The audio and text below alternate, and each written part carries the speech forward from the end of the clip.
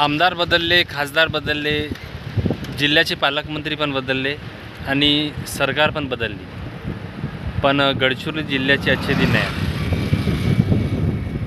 क्षमा असावी. हा जो व्हिडिओ आहे हा कोणत्याही राजकीय पक्षाला समर्थन करणारा नसून हा माझा व्यक्तिगत मत आहे. सन 1992ला गडचिरोली जिल्हा निर्माण झाला चंद्रपूर जिल्ह्यातनं. 2000चा डकेट गेला, आता 2025 आला. माझ्या मागे जो नदी आहे त्या नदीवर 2 दिवस जर सतत पाऊस जर आला तर ही नदी पूर्णपणे पॅक होतो. आणि या नदीला लगभग 30 ते 40 वर्ष, या नदीवरील जो पूल आहे त्याला 30 ते 40 वर्ष झालेली असतील. परंतु जिल्हा प्रशासन आणि जनप्रतिनिधी यांचा उदासीनता इथं दिसून येतो की जर नदी नाल्यावरती पूर जर आला 2 दिवसाच्या पावसाने तर पूर्ण जिल्ह्याची कनेक्टिव्हिटी सैरावैरा होऊन जातो आणि रस्त्यापासनं गावाला, गावातून जिल्ह्याला ही कनेक्टिव्हिटी पूर्ण तुटून जातो.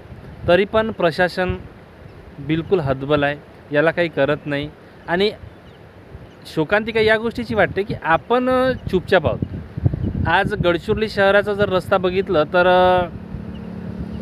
गडचिरोली टू नागपूर हा जो मुख्य रस्ता आहे आणि गडचिरोली टू नागपूरचा जो शहरातील जो रस्ता आहे आपल्या गडचिरोली, तिथं मोठमोठे खड्डे पडलेले आहेत. त्या खड्ड्यावरून आपण कट मारून जातो, परंतु जिल्हा प्रशासन त्याच्यावरती चूप आहे, काहीही काम करत नाही. जनप्रतिनिधी बिलकुल बोलायला तयार नाही. आणि आपली मानसिकता अशी झालेली आहे की आपण गुलामगिरीमध्ये आहोत की काय आहोत समजत नाही आहे. त्या खड्ड्याला कट मारून जातो, पण आपण एखादाही सवाल जवाब करू शकत नाही. आपण कर भरतो, सगळा भरतो, तरी आपल्याला अशी सोयीसुविधा का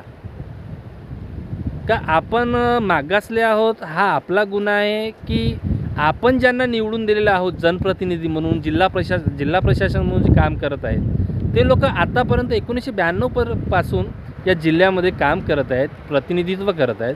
ते लोक या जिल्ह्याला अजूनपर्यंत मागास ठेवलेले काय? हा माझा या व्हिडिओ बनवण्याचा मागचा उद्देश आहे.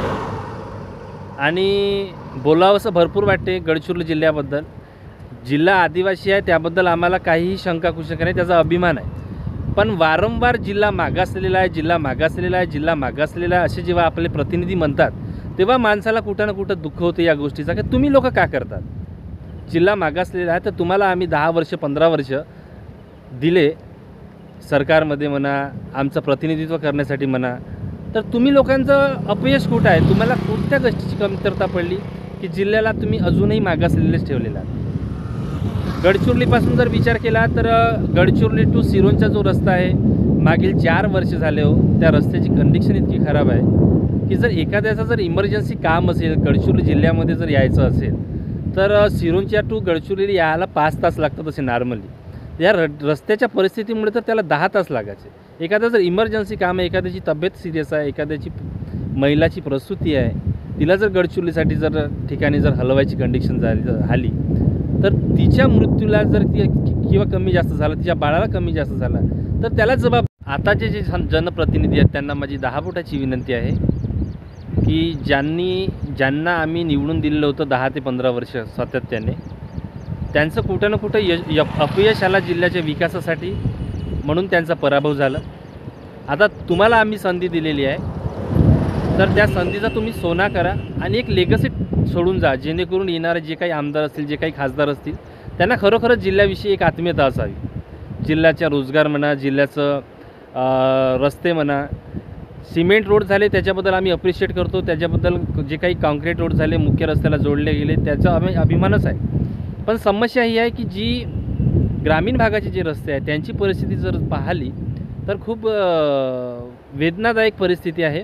ते आपण बघू शकत नाही, इतक्या खराब कंडिशनमध्ये ग्रामीण भागाचे लोक राहतात. त्यांच्यापर्यंत जनप्रतिनिधी जातच नाही, पण जे प्रशासनाचे जे काही कर्मचारी आहेत ते पण तिथपर्यंत पोहोचू शकत नाही. ते बिचारे कोणत्या परिस्थितीमध्ये आपलं जीवन काढत आहेत त्यांचं त्याला माहीत. आणि जर पावसामुळे जर वारंवार जर रस्त्याची परिस्थिती जर हालाकीची होत असेल तर जिल्हा प्रशासन तात्काळ का बरं या सगळ्या गोष्टींना पाठपुरावा करतो? याच्या अगोदरच सुरुवातीलाच का बरं या सगळ्या गोष्टीचा पाठपुरावा करत नाही?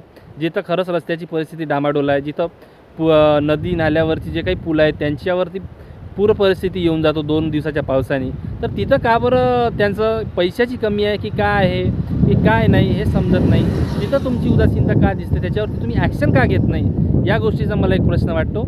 आणि जर मी काही कदाचित चुकीचं बोललो असेल तर माफी मागतो. कदाचित जर तुमचा काही तुमच्या काही भावना असतील तर त्या कमेंट बॉक्समध्ये तुम्ही मला कळवू शकता. आणि जर व्हिडिओ जर आवडला असेल तर प्लीज लाईक करा. आणि जर नसेलही आवडला तरी काही नाही, पण ऐका. कदाचित जर मी खोटा बोललो असेल, काही चुकीचा बोललो असेल तर मला माफ करा, कारण मी तुमचाच मुलगा आहे, इथला स्थानिक आहे. मला या गोष्टी वाटल्या, माझ्या मनाला वाटल्या, माझ्या गोष्टी काही पटल्या नाही प्रशासनाच्या, जिल्हा प्रतिनिधींच्या, त्यामुळे मी हा व्हिडिओ बनवत आहे. बाकी काहीही माझा उद्देश नाही. धन्यवाद.